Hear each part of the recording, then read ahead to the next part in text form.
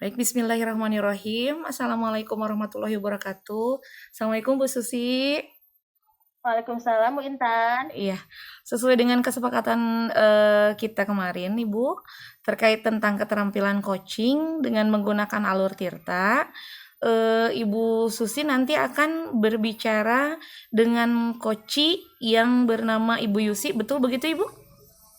Betul Bu? Iya, dan saya sebagai observer, eh begitu ya Bu ya? Ya, betul sekali Bu. Baik, kalau begitu nanti kita akan menggunakan rubrik penilaian Ibu ya. Baik Bu, supaya nanti saya juga tahu apa yang menjadi kekurangan saya pada saat praktek coaching. Supaya nanti saya bisa memperbaiki proses coaching saya Bu. Baik, pada praktek coaching kali ini ada 4 kriteria yang harus Ibu perhatikan ya Bu. Yang pertama itu kurang baik, cukup baik, baik, dan sangat baik. Lalu kompetensi coaching apa saja yang akan digunakan oleh Ibu Susi dalam praktik coaching kali ini Bu? Jadi, kompetensi coaching yang ingin saya kembangkan kali ini adalah tentang kesadaran penuh Bu atau presence. Mendengarkan secara aktif dan memberikan pertanyaan berbobot kepada coaching saya agar saya dapat mendorong coaching untuk menemukan solusi atas permasalahan yang sedang dialami Bu. Baik, dari ketiga kompetensi coaching tersebut, kompetensi mana yang akan secara spesifik untuk Ibu tekankan dalam observasi kali ini? Ibu Susi? 3 kompetensi coaching tadi Bu. Mhm. Yang saya ingin kembangkan adalah kompetensi kesadaran penuh Bu. Atau presence ya? Contohnya, Mhm. ya, contohnya itu saya ingin fokus terhadap pemecahan masalah yang dihadapi oleh coach saya. Yang kedua, saya akan menatap lawan bicara saya atau coach saya. Saya tidak ingin melakukan aktivitas lain selain mengcoaching Bu. Jadi saya fokus terhadap apa yang disampaikan oleh coach. Dan saya juga akan menyimak apa yang disampaikan oleh coach saya itu secara dengan kesadaran penuh Bu. Jadi tidak akan melakukan aktivitas-aktivitas lain Bu. Siap.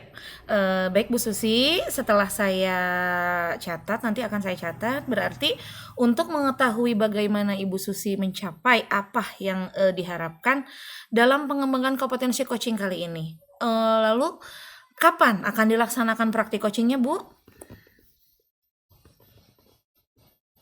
Oh iya Bu, kebetulan hari ini saya sudah mengatur jadwal Bu dengan Ibu Yusi sebagai coach saya. Kebetulan hari ini akan dilaksanakan kegiatan coaching Bu, yang bisa Ibu amati secara langsung untuk mengobservasi kira-kira kompetensi coaching yang ingin saya kembangkan, yaitu tentang kesadaran penuh Bu.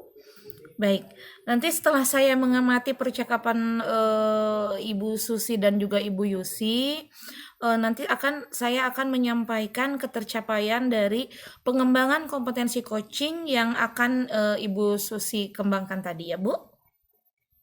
Ya Bu Intan, saya sekarang ya Bu ya akan mengundang Ibu Yusi untuk bergabung bersama kita ya Bu ya. Baik, silahkan. Bu. Bu Yusi. Iya, Bu Susi. Assalamualaikum. Waalaikumsalam, Bu Susi. Di sini telah hadir bersama kita ya Bu ya, ada Ibu Intan yang akan melakukan pengamatan terhadap praktek coaching yang akan kita lakukan ya Bu ya. Ya, Bu. Nah, ya, namun tidak usah itu ya Bu ya, kita enjoy saja ya Bu ya. Oke, Bu. Ya, Ibu Yusi, seperti apa yang sudah kita rencanakan sebelumnya.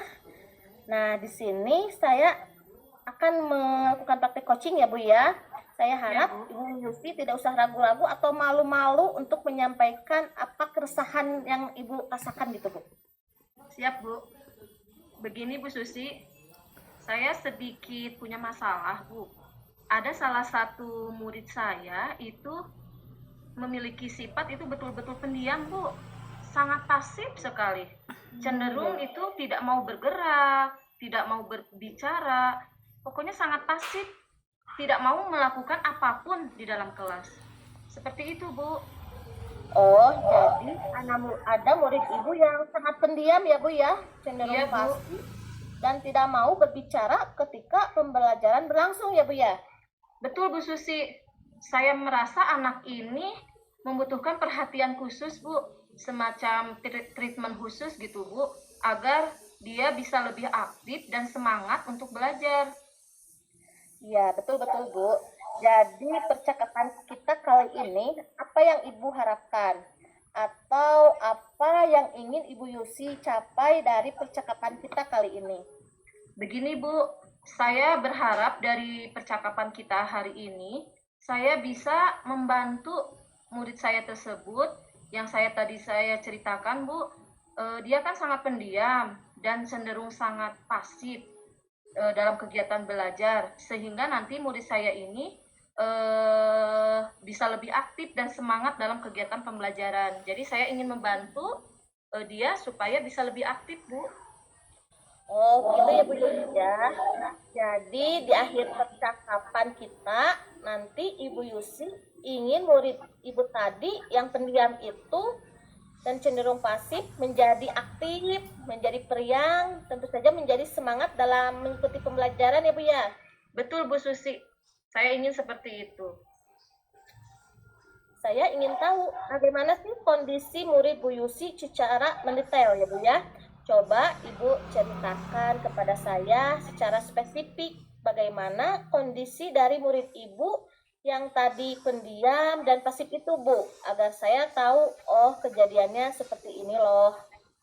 Begini Bu, ketika saya mengajar di dalam kelas, saya sering mengamati anak ini sangat pendiam Bu, bahkan cenderung pasif dan tidak mau bergerak sama sekali Bu ketika pembelajaran berlangsung.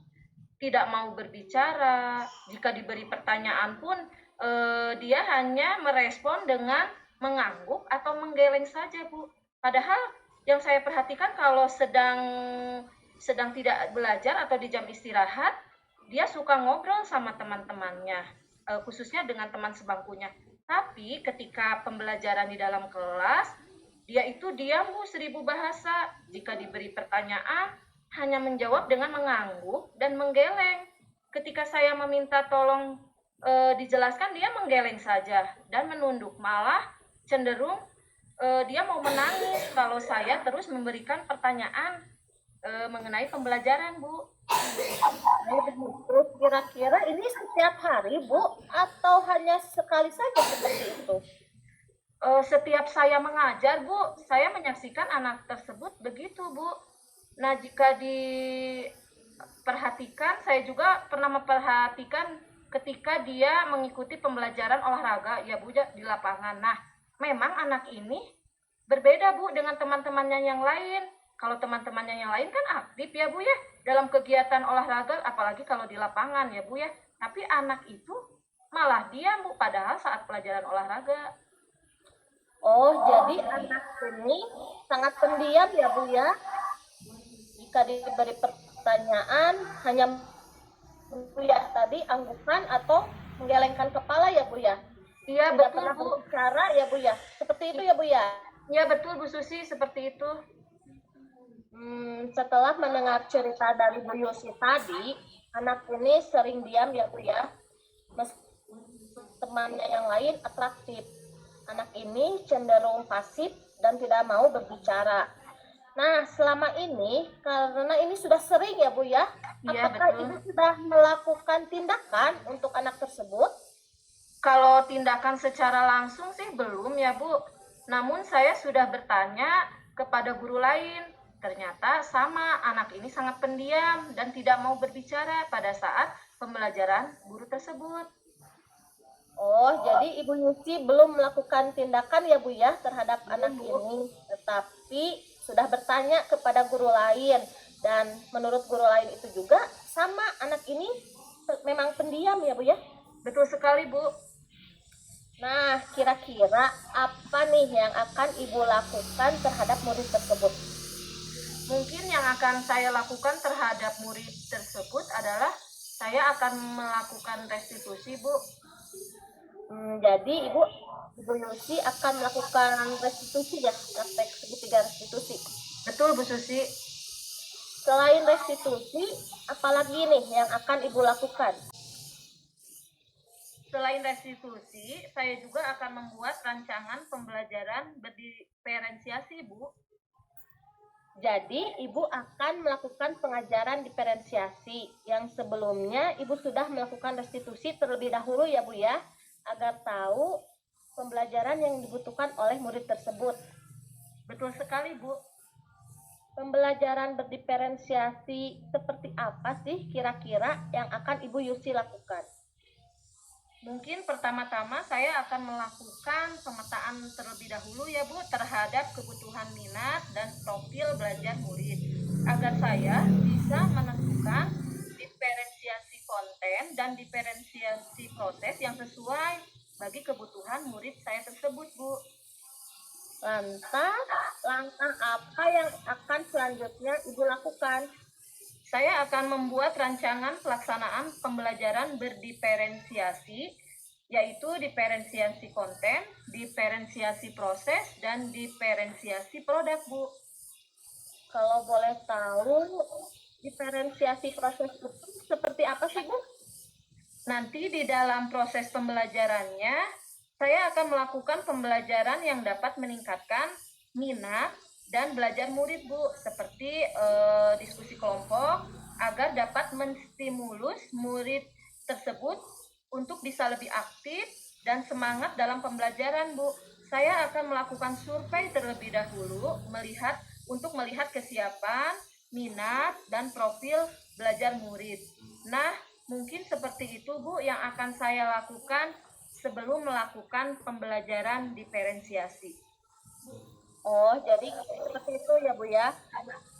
Setelah melakukan survei nih, Bu, langkah selanjutnya apa sih yang akan Ibu lakukan? Setelah melakukan survei, langkah selanjutnya yang akan saya lakukan, tentu saya akan membuat rancangan pelaksanaan pembelajaran berdiferensiasi, Bu.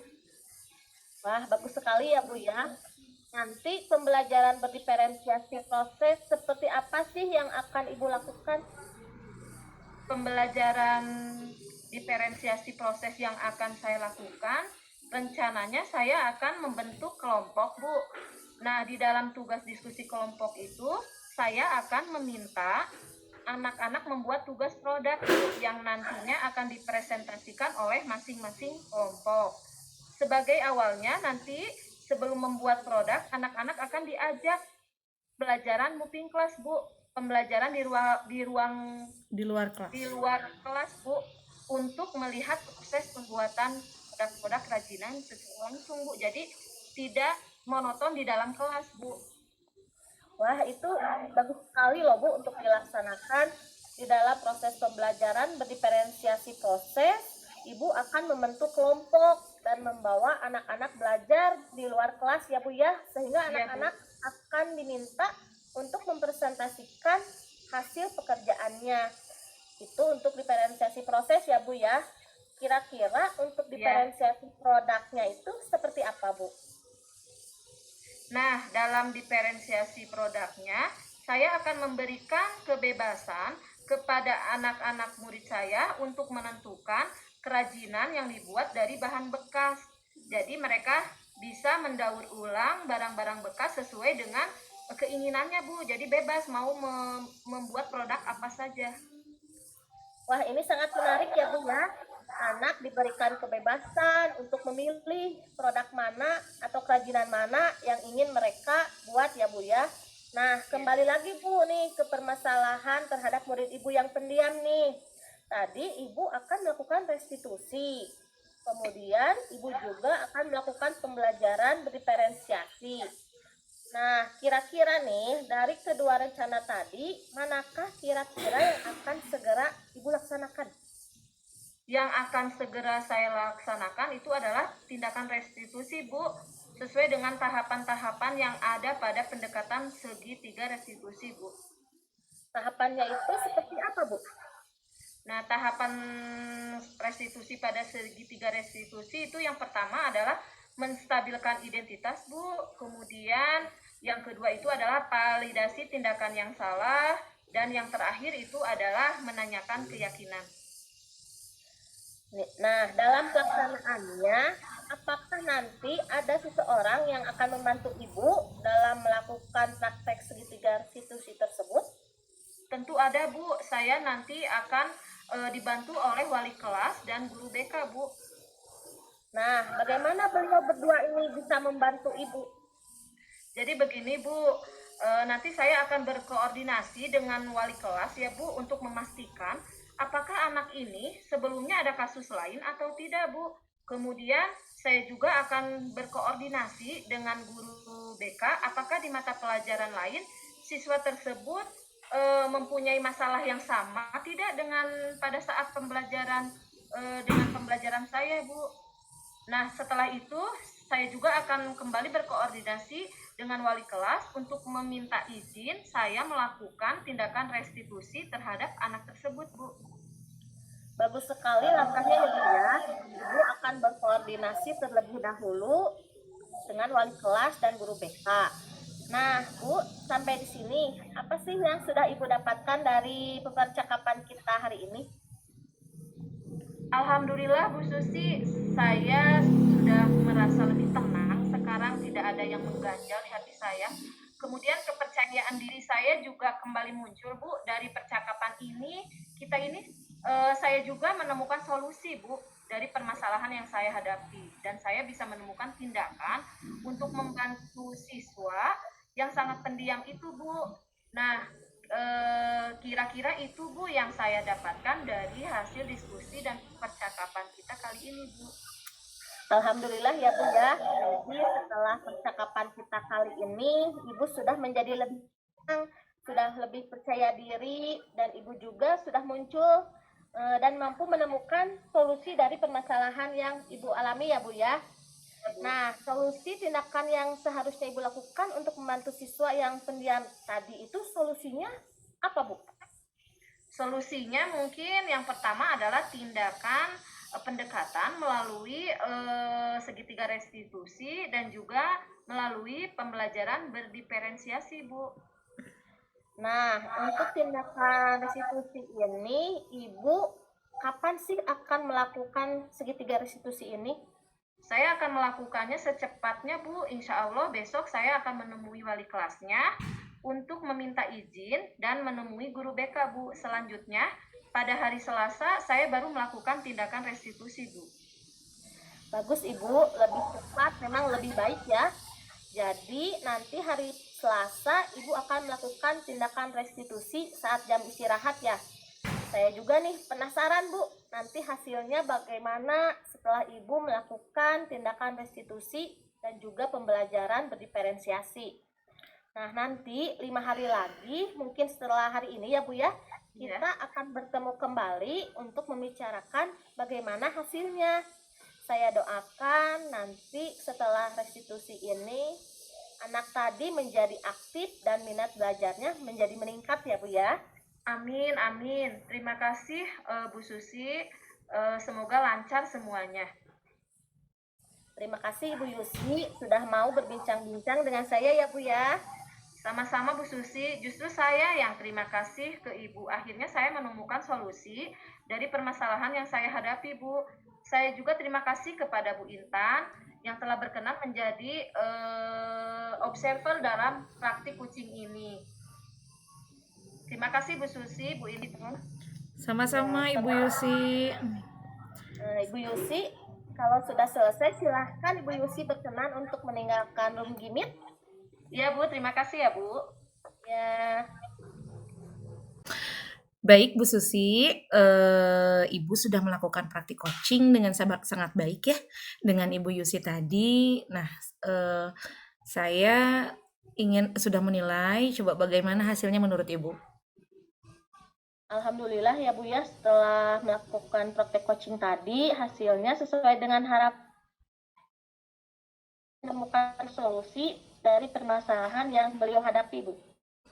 Alhamdulillah ya Bu. Nah, setelah saya analisis dari apa yang sudah Ibu Susi lakukan tadi terkait dengan ketercapaian kompetensi coaching yang sudah Ibu Susi sampaikan di awal seperti sebelum praktik coaching tadi.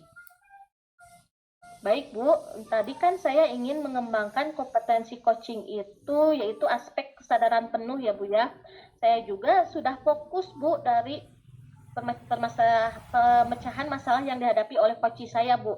Saya juga sudah mendengarkan dengan seksama apa yang disampaikan oleh Ibu Yusi.